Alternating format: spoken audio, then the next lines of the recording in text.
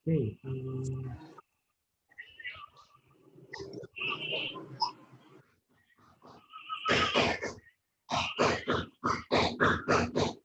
next. Jadi udah jelas ya mengenai gaya-gaya pengambilan keputusan seperti apa. Jadi ada yang mengambil keputusan sendiri, ada yang mengambil keputusan itu berdasarkan informasi dari para bawahannya, kemudian mencoba mengambil keputusan yang sesuai dengan kondisi dan kemudian menemukan yang relevan. Lalu yang ketiga, jadi manajer ini membicarakan permasalahan dihadapi oleh organisasi itu ya secara individual gitu ya. Jadi para manajer ini berusaha untuk mendapatkan informasi dari bawah. Jadi it's a top bottom up gitu ya, bottom approach gitu ya. Nah, bottom approach, manajer bisa kemudian bisa mendapatkan gambaran secara umum, kemudian juga bisa mendapatkan tahapan-tahapan atau langkah-langkah yang harus diambil gitu kan. Nah, jadi manajer itu mengambil keputusan itu ya tanpa melibatkan bawahan, tapi dia hanya mendapatkan informasi, menggali informasi secara lebih mendalam dari bawahan itu. Makanya kenapa dia melakukan pendekatan secara individual gitu loh. Oke, next. Untuk pendekatan yang lain adalah manajer membicarakan situasi keperluan dengan bawahannya ini sebagai suatu konferensi, yaitu sebagai suatu pertemuan. Jadi mungkin seperti kayak halnya itu seperti apa kayak focus group discussion atau FGD gitu loh. Jadi jadi bicara secara betul-betul anak buahnya, kemudian manajer berbicara di depan mereka semuanya, kemudian mencoba untuk mencarikan solusinya seperti apa gitu loh. Oke, yang kelima juga kurang lebih sama. Oke, sampai sini ada bertanya mungkin teman-teman? Ada yang ditanyakan mungkin teman-teman? Oke. Jadi ada 3 cara yang berbeda di mana manajer ini mencoba untuk mendekati masalah-masalah yang dihadapi di kantor atau di tempat mereka kerja. Okay. Jadi yang pertama itu adalah manajer itu berusaha untuk menghindari masalah. Jadi mengabaikan informasi yang menunjuk kepada sebuah masalah. Jadi ya salah itu ya ada abai acuh nggak acuh gitu kan ya. Ya bahkan juga tidak ingin untuk menghadapi masalah. Jadi udah dia dianggap masalah ini tidak ada gitu loh. Lalu yang kedua, sebagai problem solver gitu loh. Jadi di sini dia berusaha untuk menyelesaikan masalah dan juga reaktif terhadap masalah yang dihadapi tersebut. Oke, kemudian yang ketiga, ini bisa bilang ya sebagai pencari masalah. Jadi dia berusaha untuk lebih aktif, lebih proaktif gitu loh. Dia mencoba untuk mencari tahu kira-kira hal-hal apa saja sih yang mungkin timbul atau kira-kira hal-hal apa saja mungkin yang berpotensi menjadi masalah gitu. Jadi dia berusaha supaya untuk meminimais terjadinya masalah. Kalaupun ada masalah terjadi, ya dia sudah tahu nih apa yang harus dilakukan gitu loh. Gitu. Gitu kan, ya kalau menurut kalian ini kalau sekarang ini kalau untuk yang dalam kondisi seperti kayak pandemik ini ya di mana ada apa namanya ya kayak ada PSBB gitu kan, PSBB tahap pertama, kemudian dibuka, kemudian di Jakarta tuh dilanjutkan lagi dengan PSBB tahap kedua gitu kan ya. Itu kira-kira bagaimana sih, apakah itu hal sudah diantisipasi sebelumnya oleh perusahaan gitu kan? Apakah hal itu sudah bisa diprediksi, bisa terjadi? Dan parah ini kan kejadiannya gitu kan? Oke, seperti itu. Oke, sekarang kita lihat gaya pengambilan keputusan ini kalau ada 4 kalau menurut Robbins dan juga Dickenso. Yang pertama itu adalah gaya yang sifatnya direktif, jadi mengarah gitu loh, pengarahan. Jadi sini dia memiliki toleransi yang rendah terhadap ambiguitas dan juga bersikap rasional dalam cara berpikir. Pokoknya ya gue maunya kayak begini ya udah kerjain gitu loh. Jadi yang lainnya lupakan dulu, nanti dulu gitu loh. Ini jadi lebih kepada sifatnya yang otoriter gitu loh. Otoriter dan juga dia kurang mau mendengarkan bawahannya gitu kan. Lalu yang kedua, gaya analitis. Jadi dia masih kondisi ini kalau tadi yang pertama tuh nyaris tidak memiliki toleransi ataupun toleransi yang rendah, yang kedua ini toleransi itu jauh lebih tinggi gitu loh bagi ketidakjelasan dibandingkan yang pertama tadi gitu kan. Lalu yang ketiga itu gaya konseptual, bukan konseptual, konseptual. Jadi ini cenderung amat luas dalam berpandangan. Jadi ini lebih kepada yang sifatnya helikopter view. Jadi dia melihat masalah ini, masalah itu dari atas gitu ya. Kemudian juga dia sehingga dia bisa melihat banyak alternatif gitu. Jadi coba mencari alternatif apa yang bisa diambil gitu loh. Dan kemudian yang keempat ini gaya perilaku. Jadi ini dia selalu bekerja sama dengan orang lain gitu ya. Jadi ini people man gitu. Jadi kayak orang bilang people man. Jadi atasannya itu dia selalu bekerja sama dengan orang lain, memberikan perhatian terhadap prestasi anak buah gitu dan rela menerima saran dan juga orang lain. Jadi misalkan gini, dia tuh benar-benar perhatian terhadap prestasi anak buah. Jadi sekecil apapun akan dia berikan appreciation gitu loh, memberikan penghargaan gitu loh. Mungkin juga bahkan pada saat setelah anak buahnya ini ulang tahun, si bos ini dia datang ke kubikel ke tempat kerja dia, ke ruangannya dia untuk memberikan ucapan selamat. Ya saya memberikan ucapan selamat, semoga ya dia tetap sehat, bisa mempertahankan prestasi kerjanya seperti itu pengaruhnya cukup besar gitu loh. Dan juga gaya ini juga dia masih mau menerima saran dari orang lain. Dia mendengarkan, dia tuh selalu mendengarkan saran dari orang lain. Dia dari banyak pihak gitu loh. Makanya orang seperti ini dia lebih cenderung dia kecenderungannya terbuka gitu loh. Dia terbuka dan dia tuh selalu open terhadap hal-hal yang baru dan juga dia mau menerima saran dari orang lain gitu loh. Lalu kita lihat di sini mengenai kerangka kerja dan juga konsep untuk pengambilan keputusan. Oke, kalau menurut Davis dalam bukunya si Siswanto ini, kerangka kerja untuk pengambilan keputusan itu meliputi beberapa hal sebagai berikut. Jadi ada decision making system, jadi sistem pengambilan keputusan. Kemudian juga pengetahuan mengenai keluaran, jadi mengenai outputnya. Jadi harus ada knowledge-nya gitu loh. Kemudian juga mengenai tanggapan keputusan. Kemudian juga yang keempat adalah deskripsi mengenai pengambilan keputusannya seperti apa gitu loh. Nah, kemudian juga kriteria untuk pengambilan keputusan. Lalu yang keenam relevansi konsep keputusan terhadap desain sistem informasi manajemen. Oke, ini kita satu persatu. Decision making system. Jadi ini suatu cara atau prosedur tertentu ketika suatu pengambilan keputusannya diambil oleh manajer yang dilakukan baik itu terbuka ataupun tertutup gitu loh. Jadi sistem keputusan terbuka. Jadi memandang suatu keputusan ini berada dalam suatu lingkungan yang kompleks dan sebagian itu tidak diketahui. Jadi keputusan lebih banyak dipengaruhi oleh lingkungan. Dan lingkungan ini banyak dipengaruhi oleh juga keputusan yang diambil gitu loh. Jadi contohnya apa? Kenaikan harga produk gitu kan, kenaikan harga produk itu pasti dipengaruhi oleh unsurnya yang lain. Misalnya apa, kalau salah jualannya jualan nasi goreng kambing, ya harga beras yang naik, ya harga nasi goreng pasti naik gitu kan. Nasi goreng kambing misalnya kan, kalau daging kambingnya itu mungkin saya katakan langka di pasaran ya kan, atau mungkin pada saat itu ada dia harga daging kambingnya naik gitu kan, ada kemungkinan ya dia harus mencoba mengikuti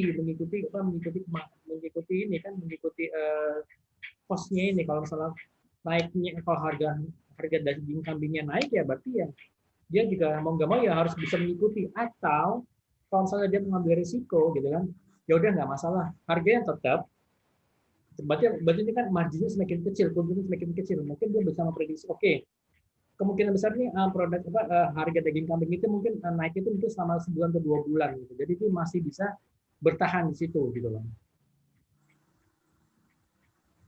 Lalu sistem keputusan yang tertutup. Jadi menganggap bahwa suatu keputusan itu dipisah dari suatu masukan yang tidak diketahui dari lingkungan. Manajernya mengetahui seluruh alternatif dan keluarannya. Jadi misalnya seperti apa, misalnya kalau sistem absensi karyawan, ya mungkin nggak semua orang tahu. Jadi hanya ngasih karyawan dengan si bosnya aja gitu kan. Atau mungkin juga salah seperti gini, persentase kenaikan gaji karyawan gitu kan. Apakah semua orang tahu gitu loh, unsur-unsurnya apa saja sehingga misalnya kenaikan gaji karyawan misalnya untuk tahun 2019 kemarin gitu ya, misalnya sebesar 10%. Kalau misalnya yang dengan mengingat dan menimbang misalnya dari revenue perusahaan dan juga dari kinerja perusahaan secara umum, jadi diputuskan soalnya kenaikan gaji 10%. Gitu.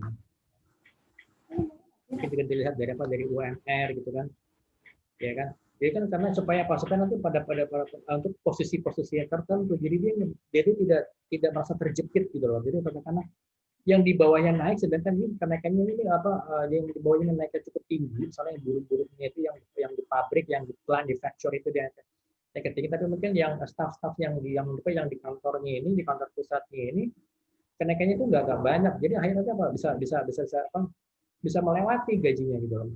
Ya, apalagi misalnya kalau gaji UMR plus misalnya dengan lembur gitu ya, jadi kemungkinan nanti yang karyawan yang ada di factory ini mungkin gajinya akan lebih tinggi dibanding mungkin karyawan yang ada di kantor pusat atau yang ada di office gitu loh. Gitu. Itu memang kejadian seperti itu kan, seperti sekarang. Oke, kemudian next. Pengetahuan mengenai keluaran. Misalnya gini, suatu keluaran menentukan mengenai hal-hal yang akan terjadi jika suatu tindakan sudah ditentukan. Misalnya gini, kepastian pengeluaran yang pengetahuan akurat dan lengkap mengenai pengeluaran setiap alternatif. Ini biasanya ini alternatifnya hanya satu alternatif, hanya memiliki 3 keluaran. Contohnya misalnya manajer ini dihadapkan pada 3 alternatif. Kemungkinan pertama 15%, keluarannya itu 100 juta, yang diharapkan 15 juta, dan berikutnya. Oke, nanti kalian bisa baca sendiri.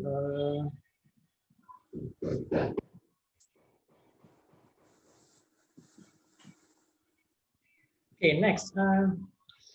Oke, kalau misalkan kita bicara sekarang deskripsi mengenai pengambilan keputusan. Jadi ada beberapa modelnya. Ya kan, model normatif. Jadi bagaimana manajer mengambil sekelompok keputusan. Jadi manajer ini mengambil beberapa keputusan secara langsung, sekaligus gitu ya. Misalnya mengenai penganggaran modal. Jadi misalnya kebutuhan anggarannya dia misalnya untuk tahun 2020 untuk divisi marketing itu apa saja. Misalnya mulai dari dari gaji karyawannya, kemudian mulai dari promosi yang akan diambil ya di tahun 2020, budgetnya berapa, kemudian juga mengenai penambahan karyawan. Penambahan karyawan itu kan pasti itu berpengaruh pada budget perusahaan, pada budget divisi gitu kan. Kemudian juga mengenai mengenai supplier yang akan dipakai, itu kan juga pasti akan berpengaruh gitu kepada anggaran gitu kan. Makanya kan terkadang misalnya kalau perusahaan itu kan misalnya lagi ada project atau lagi ada kebutuhan misalnya untuk promosi tertentu, dia rencananya dia akan menggunakan pihak ketiga misalnya. Itu biasanya kan kita manggil ada beberapa vendor. Kita lihat kira-kira vendor mana sih yang bisa memberikan harga yang gak hanya sekedar murah tapi juga kerjanya bagus gitu loh. Kan jadi jangan sampai karena kita ngejar yang paling murahnya aja, jadi tapi kerjanya dia berantakan, itu kan gawat gitu loh. Lalu yang kedua mengenai modal deskriptif gitu loh. Jadi ini pengambilan keputusan berusaha untuk ya dilihat dari perilaku konkretnya itu. Perilaku konkret dari objek, jadi dari objek di mana kita mengambil itu atau juga dari kita mengambil keputusan gitu. Oke, ini kalian bisa baca sendiri. Saya mau coba fokus di sini juga. Pengambilan keputusan dalam organisasi yang sifatnya sederhana. Gitu. Oke. Kita lihat misalnya berdasarkan permasalahan yang dihadapi dalam praktek dan keputusan yang harus diambil. Jadi secara umum kita dapat menggolongkan 2 tipe permasalahan. Jadi permasalahan yang sifatnya rutin dan repetitif, dan juga permasalahan tadi yang datanya tidak menentu, yang sifatnya insidental gitu loh. Ya kan? Kemudian juga selain penggolongan tipe permasalahan yang di atas, menurut hierarki permasalahan itu juga dapat dibedakan sebagai berikut. Permasalahan sifatnya sederhana, ya kan?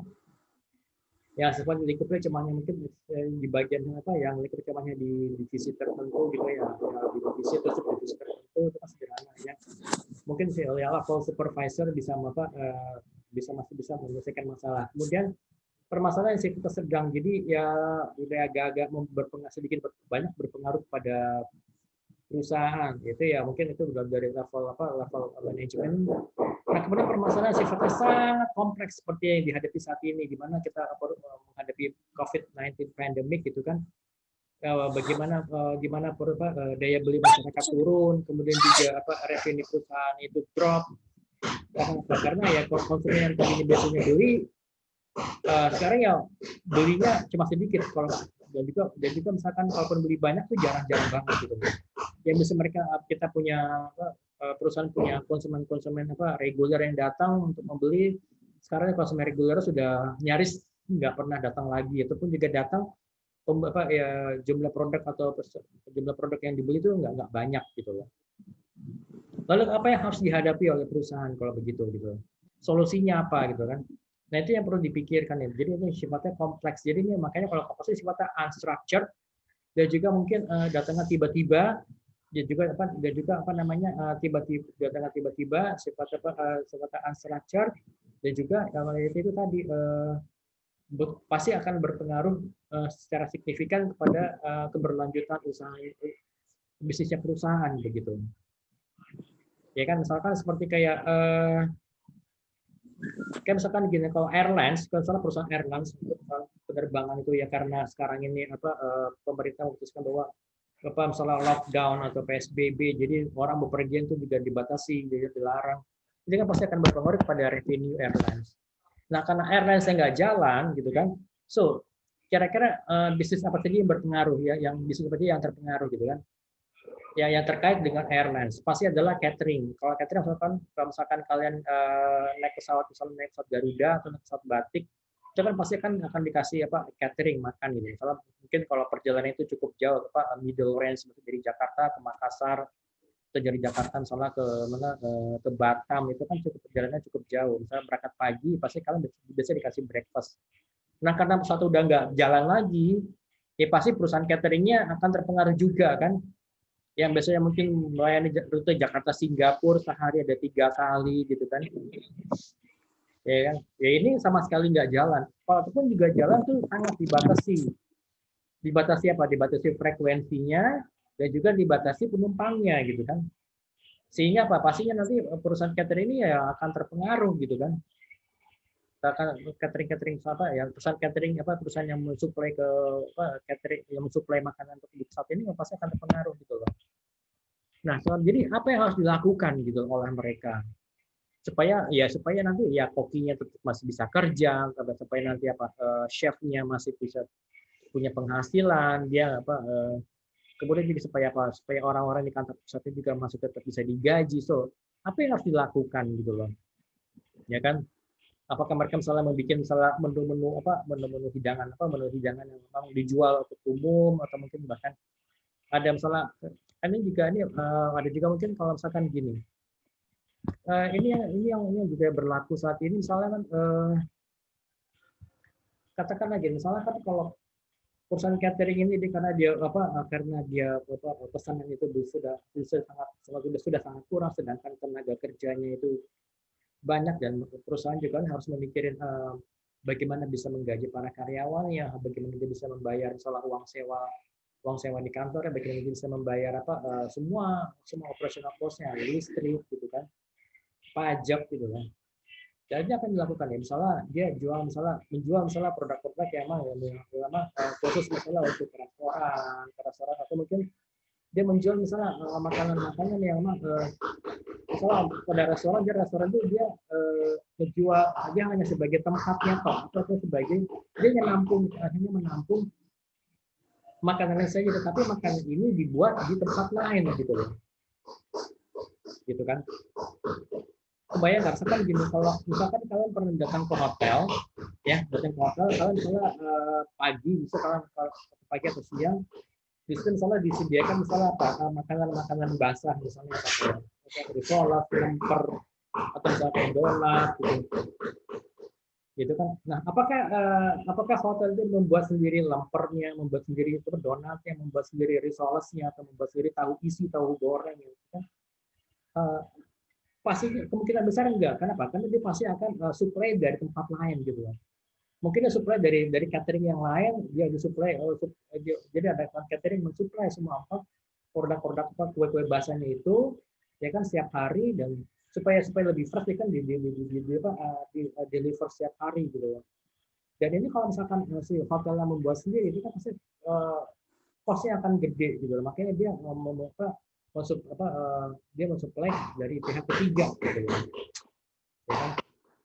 Nah, seperti itu. Nah, atau mungkin juga kayak gampang lagi ya. Misalkan kalau kalian lagi kondisi kayak sekarang lagi nggak bisa kemana-mana, lagi mager gitu ya. Terus kalian lapar, kalian itu pasti akan carinya kemana? Kan carinya ke aplikasi online gitu loh. Nah, aplikasi online ini biasanya yang kalian ketik itu apa? Apakah jenis makanannya atau mungkin nama restorannya gitu loh. Kemungkinan besar pasti kan kayak yang kalian cari itu adalah yang kalian search itu adalah jenis makanan ya. Misalkan kalau kalian lagi pengen nasi goreng, ya udah kalian ketik nasi goreng, itu keluar tuh nasi goreng dari dari Solaria, nasi goreng Bak GM, dan nasi goreng dari tempat lain, semuanya gitu loh. Dan apakah kalian tahu bahwa memang benar apakah nasi goreng ini dibuat di tempat tersebut gitu? Misalnya apakah memang benar nih kalau nasi gorengnya ini yang buat ini hotelnya? Apakah benar nih misalkan kalau kalian lihat misalnya ya ada menu tradisional misalnya kayak gado-gado apa itu, memang benar nih hotelnya yang buat. Nah, itu yang maksud dengan konsep dark kitchen gitu. Dark kitchen jadi apa namanya ya kalian pesan makanan ya, tapi kalian tuh tapi mungkin dapurnya ada di tempat lain gitu, dibanding tempat lain, kemudian dari dapur ini dia supply ke misalnya ke restoran X.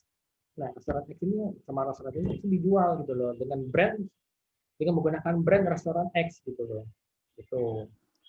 Itu sekarang trennya seperti itu gitu loh. Gitu. Oke, ini udah selesai. Ada yang mau ditanyakan teman-teman? Sampai sini mungkin. Oh ya, absen sebentar. Absen dulu. Sebentar.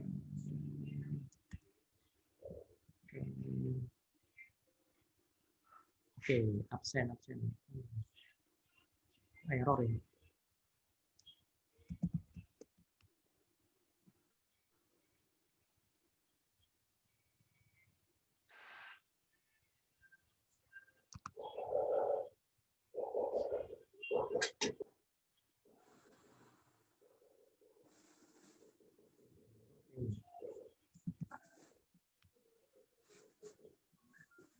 Sebentar ya, ini kok.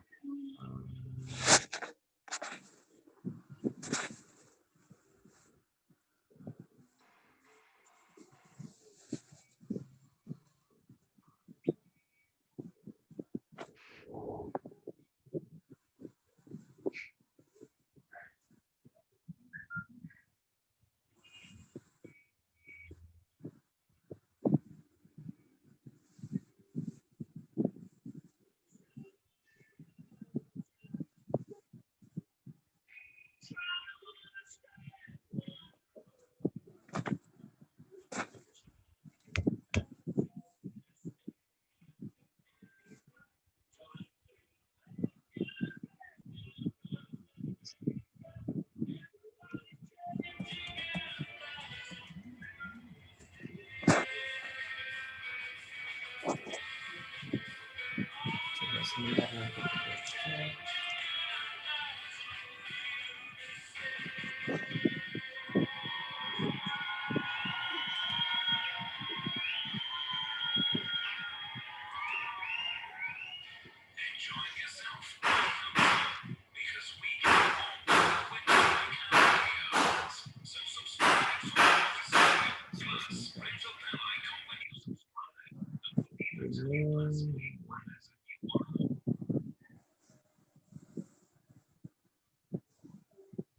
Sebentar nih saya coba cari berikan dulu.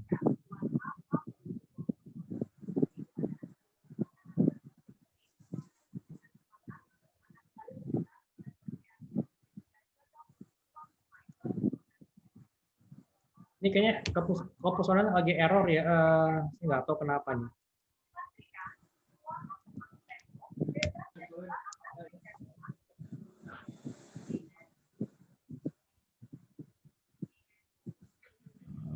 Mana tuh ya?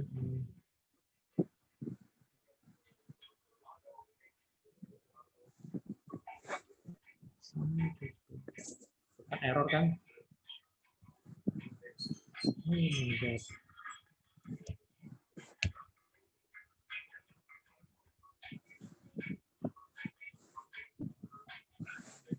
Oke.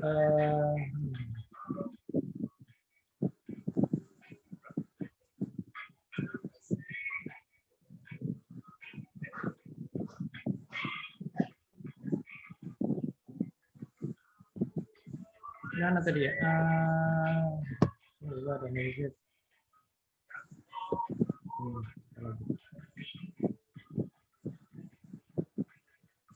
Nah, ini. Ini berita mengenai apa?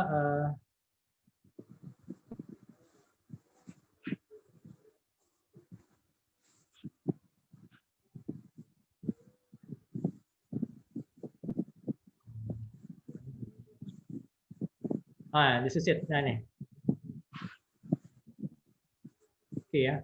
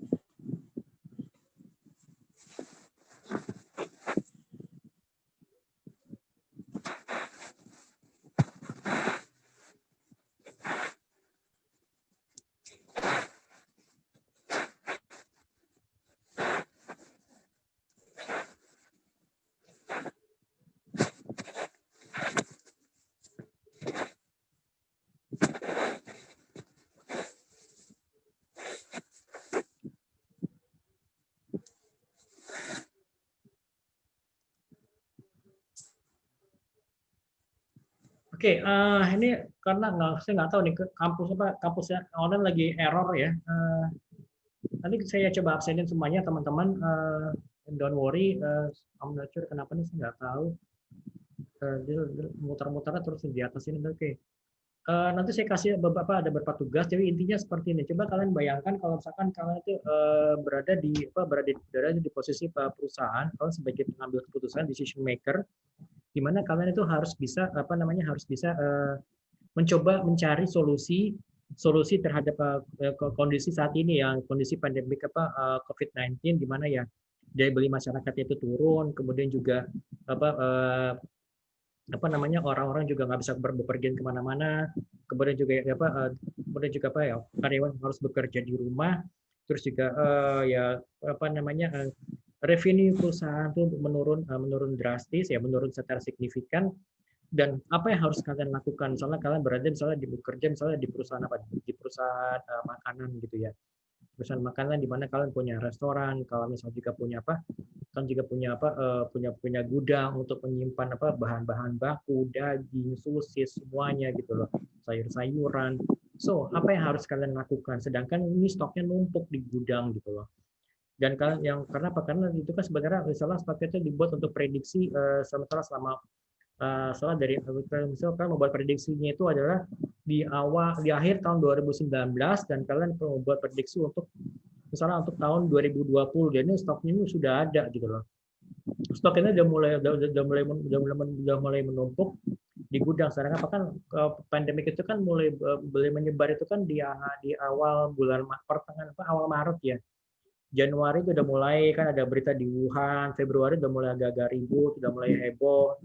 Kemudian Maret tuh udah mulai orang udah mulai bingung ya kita nggak bisa nyalain pemerintah lah. Pemerintah bilang katanya virus COVID itu nggak akan masuk ke Indonesia karena virus itu akan mati dengan di kondisi alam tropis gitu-gitu ya, semuanya ngasih informasi seperti itu. Tapi ternyata jebret gitu loh, ada yang kena, dan ada yang kena terus ya apa 2 minggu pertama itu kan masih ingat saya di awal apa di awal pertengahan Maret bahwa semua itu apa ya kita harus WFH, yang anak sekolah diliburkan atau bahkan sekolah di rumah terus sampai sekarang, dan jumlah penderitaannya dan juga orang-orang yang meninggal itu meningkat terus gitu loh. Nah, itu nanti saya kasih jadi kurang lebih seperti itu. Jadi apa yang harus kalian lakukan supaya apa? Supaya revenue perusahaan itu tetap terjaga. Walaupun misalnya turun ya paling enggak ya kalian masih bisa ngabisin stok yang di gudang, dan juga apa namanya perusahaan itu masih punya revenue, masih punya penghasilan untuk membayar misalnya apa, membayar operational cost ya, gaji karyawan, sewa tempat gitu kan ya, apalagi sewa tempat, kemudian juga bayar pajak ya kan, itu yang penting kan perlu dibayar gitu loh. Dan juga misalnya sampai misalnya bayar kewajiban yang lain, misalnya THR atau mungkin tunjangan atau bonus gitu loh.